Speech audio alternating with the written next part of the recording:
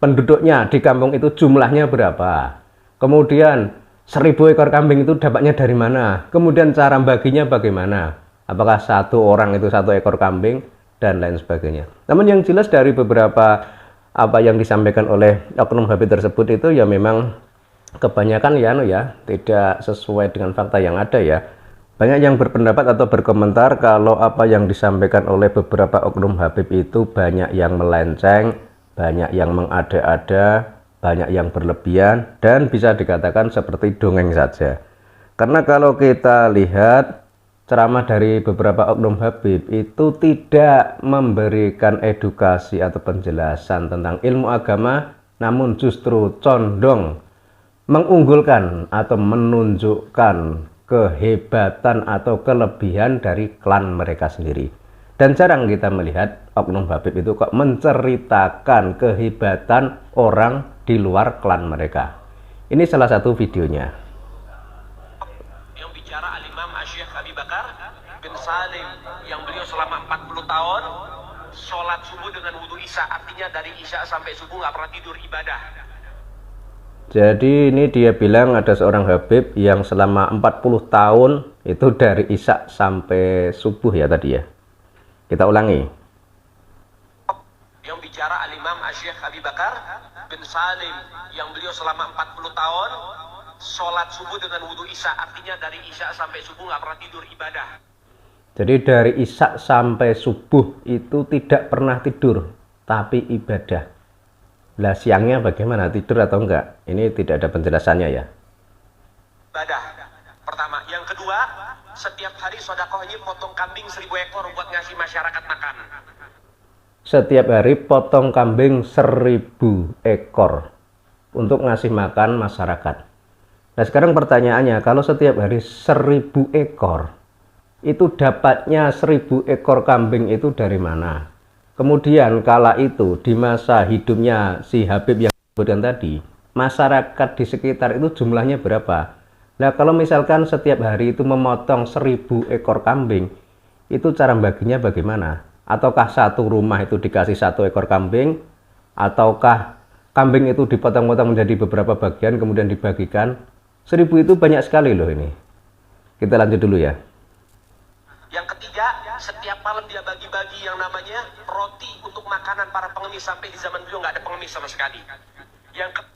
Setiap malam bagi-bagi roti hingga tidak ada pengemis. Nah ini kelihatannya tidak masuk akal ya. Karena yang namanya pengemis itu meskipun daerah yang kaya raya itu tetap ada ya yang namanya pengemis itu ya. Beliau duduknya nggak pernah bersila macam kayak kita. Duduknya itu tahiyat akhir. Ketika ditanya sama muridnya, wahai Syekh Abu Bakar bin Salim, kenapa engkau nggak duduk di kursi emas? Engkau ini guru di atas guru. Semua para wali-wali itu di bawah kakimu.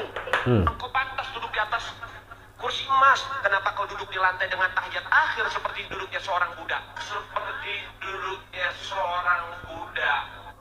Jadi dia menginginkan agar si Habib ini karena katanya memiliki kemuliaan yang tinggi itu jangan duduk seperti seorang budak. Jadi duduk tahiyat akhir itu dianggap duduknya budak. Ini gimana maksudnya ini ya? Apa kata beliau, bagaimana mungkin aku bisa duduk bersila ketika setiap aku duduk di hadapanku ada baginda Nabi Muhammad? Ya ini salah satu contoh video dari seorang Habib yang harusnya kita itu menyikapinya itu dengan pikiran yang jernih, jangan diterima mentah-mentah. Sebab kalau kita terima mentah-mentah, ya kan banyak yang tidak masuk akal, tidak masuk logika. Kemudian kalau misalkan si Habib ini tinggalnya di Arab itu kan zaman dahulu itu kan banyak onta. Ya kambing ada, tapi mungkin lebih banyak atau lebih dominan onta ya. Oh bukan di Arab ya, di Yaman ya, maaf ya. Jadi kalau misalkan setiap hari 1000 ekor kambing, coba bayangkan 1000 ekor kambing itu banyak sekali loh. Kemudian nanti kalau misalkan dia bilang tadi 1000 ekor kambing itu disembelih terus dibagi-bagikan ke warga, lah itu jumlah penduduknya itu berapa di kampung itu? 1000 itu tidak sedikit ya. Jadi hal seperti ini ya mungkin tujuannya memang untuk mengunggulkan ya, mengunggulkan klan mereka, menunjukkan betapa bersodakohnya itu luar biasa. Tapi kan hal seperti ini juga perlu dipertanyakan karena ini kan harus disesuaikan dengan kondisi yang ada. Yang pertama tentang kondisi lingkungan saat itu di daerah yang disebutkan si Habib ini. Yaitu tadi, misalkan penduduknya di kampung itu jumlahnya berapa. Kemudian 1000 ekor kambing itu dapatnya dari mana. Kemudian cara baginya bagaimana. Apakah satu orang itu 1 ekor kambing, dan lain sebagainya. Namun yang jelas dari beberapa apa yang disampaikan oleh oknum Habib tersebut itu ya memang kebanyakan ya tidak sesuai dengan fakta yang ada ya. Sehingga tidak berlebihan jika ada orang yang berpendapat kalau para habaib yang ada di Indonesia ya oknum-oknumnya lah mungkin, atau mungkin semuanya kita juga tidak tahu karena kita juga jarang menonton video Habib. Itu ada yang berpendapat kalau Habib itu banyak yang ceramahnya itu dianggap ngelantur, dianggap berlebihan, dan bisa dikatakan seperti dongeng saja. Dan yang sangat menonjol itu hanyalah mengunggulkan klan mereka. Coba kita simak salah satu video Habib. Apakah ada yang menjelaskan tentang kehebatan ulama siapa, kiai siapa yang bukan dari kalangan habaib? Itu kan jarang sekali. Ya ada 1-2, tapi kan jarang. Yang lebih banyak, yang lebih dominan itu justru menceritakan tentang si Habib ini, si Habib ini, si Habib ini, dan seterusnya. Ini kan sebuah sistem untuk mengunggulkan nasab mereka. Dan mungkin memang para habaib hingga saat ini belum menyadari kalau ternyata nasab mereka itu terputus dan tidak tersambung kepada Kanjeng Nabi ya. Jadi jangankan masyarakat yang selama ini terbohongi, lawang oknum Habib sendiri itu mungkin juga belum paham kalau nasab mereka itu tidak tersambung kepada Kanjeng Nabi.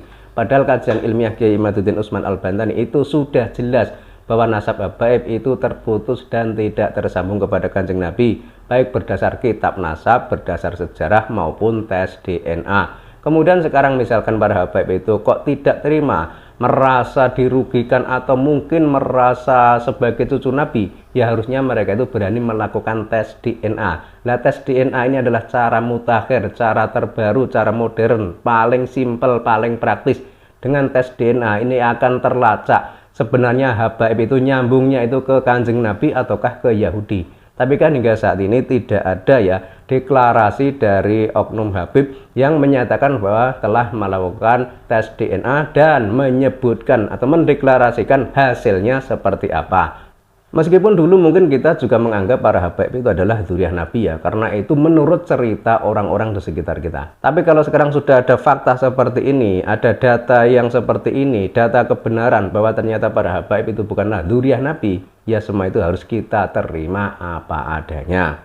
Kemudian seringkali ada pertanyaan bahwa siapa sebenarnya dzurriyyah Nabi yang ada di negeri ini? Ya tentu saja mereka itu adalah para keturunan Wali Songo. Kalau Wali Songo itu sudah terverifikasi tersambung kepada Kanjeng Nabi, baik berdasar kitab nasab, berdasar sejarah maupun tes DNA, mereka itu adalah keturunan Kanjeng Nabi yang ada di Nusantara ini. Sehingga para dzurriyyah atau keturunan Wali Songo itu pun juga termasuk dzurriyyah Kanjeng Nabi. Kalau menurut Anda bagaimana? Para habaib itu keturunan Kanjeng Nabi atau bukan? Kalau menurut saya bukan ya, karena sudah jelas sebagaimana kajian ilmiah Kiai Imaduddin Utsman Al-Bantani yang tidak bisa dibantah hingga saat ini.